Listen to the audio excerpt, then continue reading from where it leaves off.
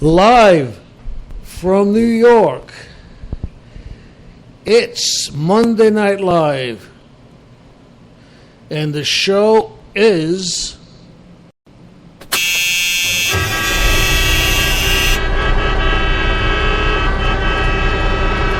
Trucking to Heaven.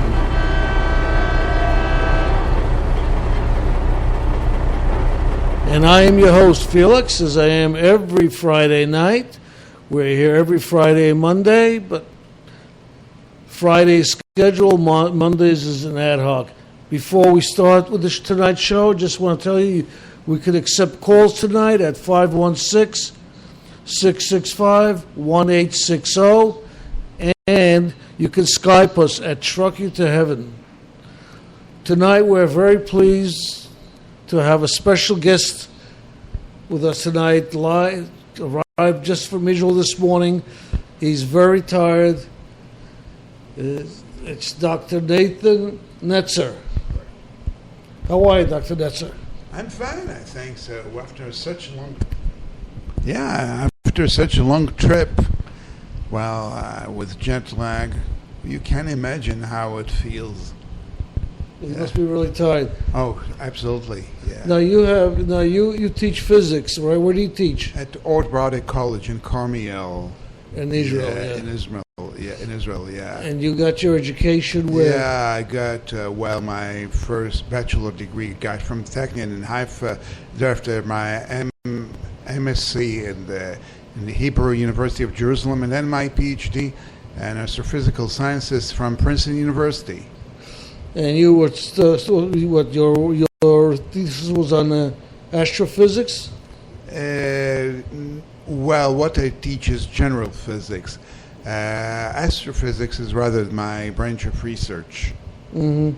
Okay, so when you got your PhD, it was in astrophysics? Or? Yes, in astrophysics, correct. Okay.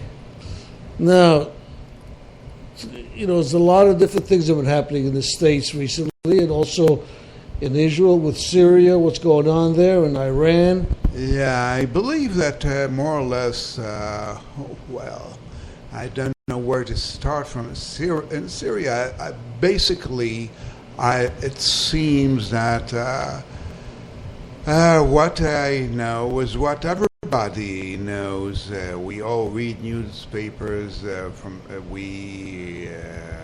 We get the information from the media, and we know what things are about. And what's the atmosphere like about the U.S. talking with Iran? Well, to be frank, what matters is not what one talks, but rather what one does. And thus far in Iran, uranium enrichment continues as before. No changes seen, and uranium enrichment goes in full gear. And this is what matters, not what one talks.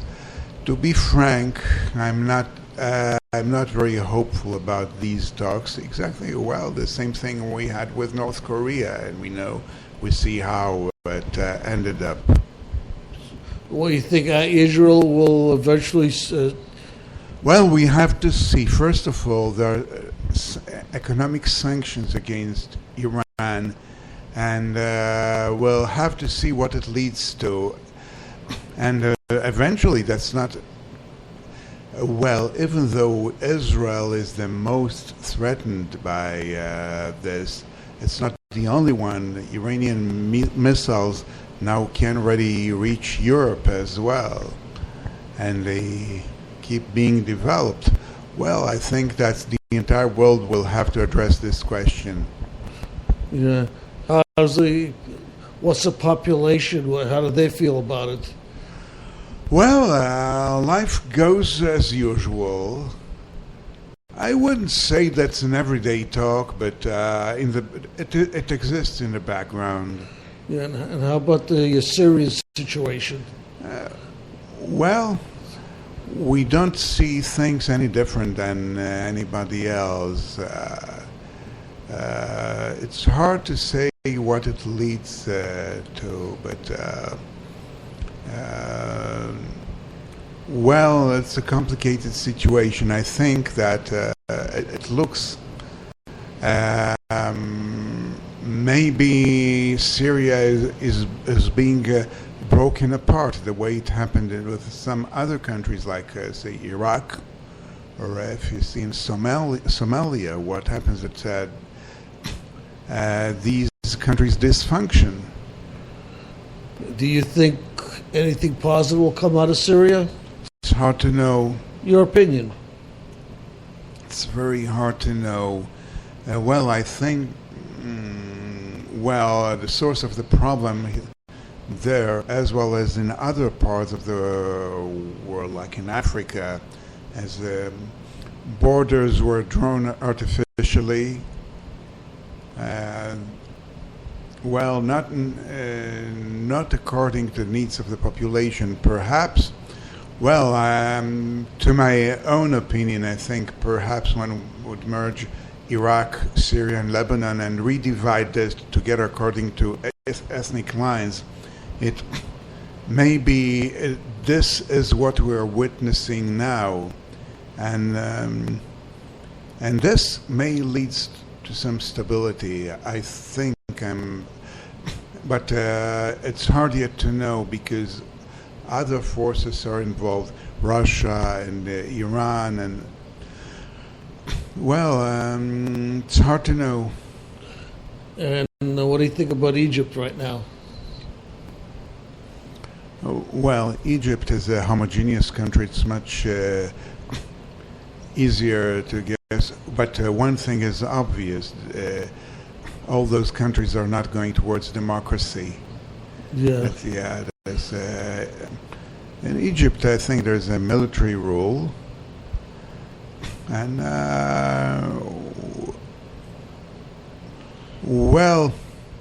what we see, that democracy is a system that does not suit everyone in the world. It would be better, we would like it to be this way, and I'd like it to be spread over, but society needs to evolve for this.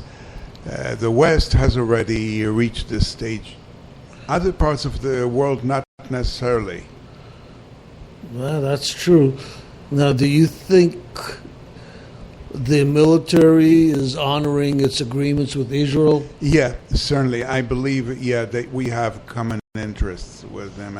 I think it will, yeah. The matter of fact that the Islamic rule also did keep the agreement, but what could happen on the long run? What could have happened in the long run?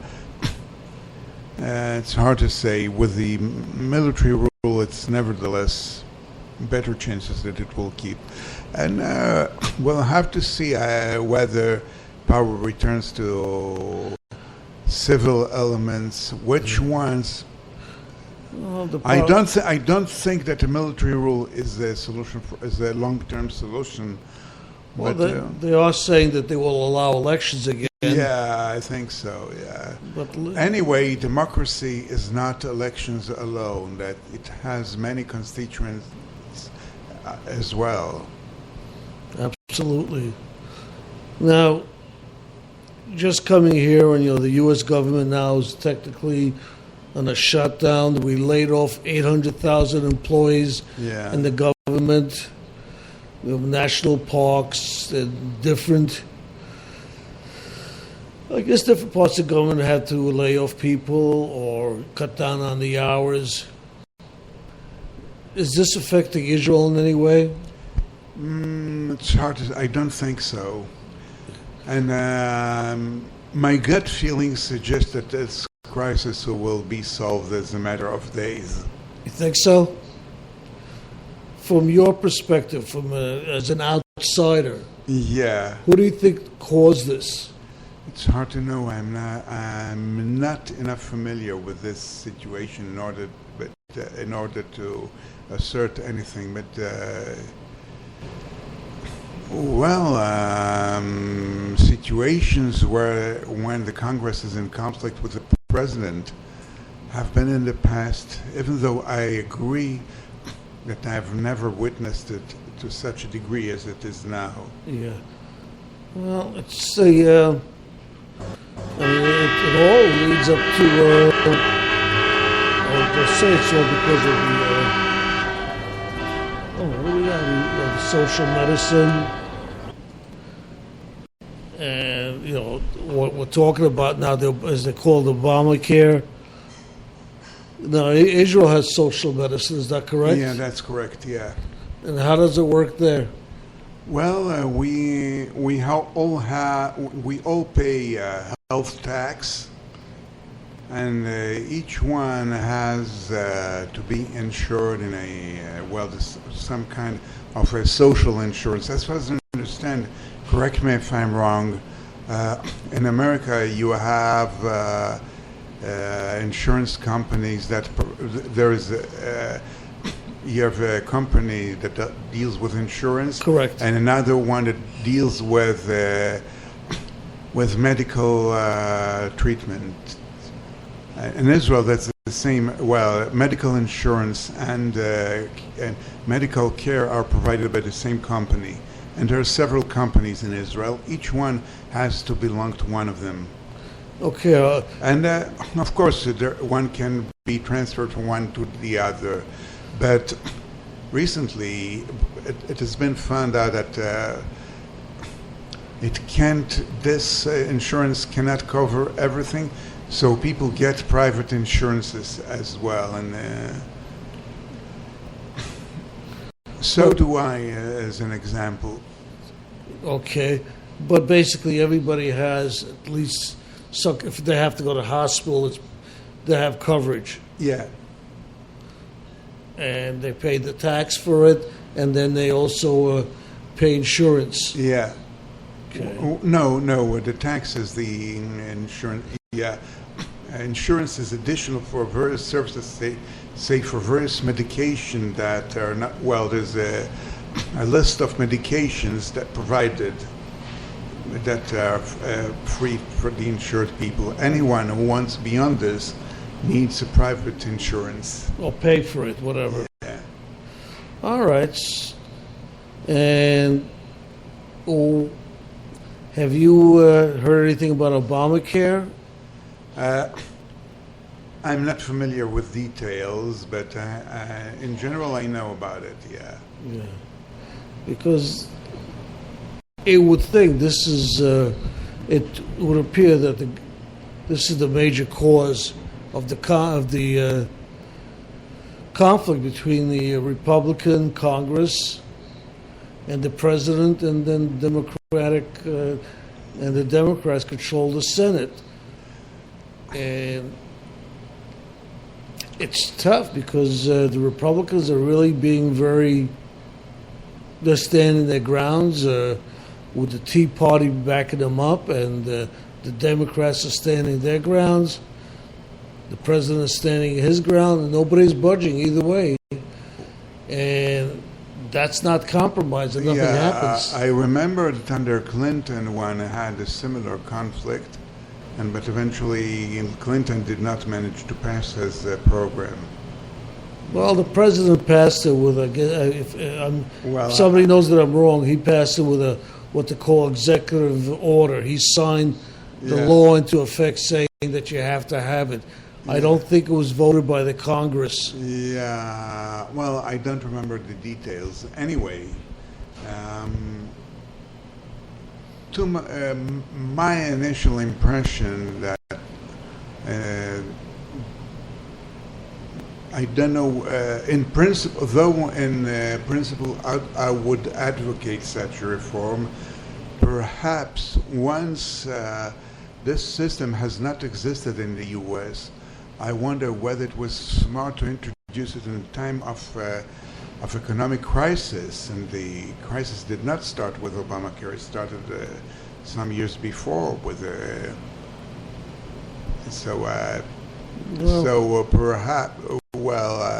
perhaps the timing was not very successful, but the idea is such as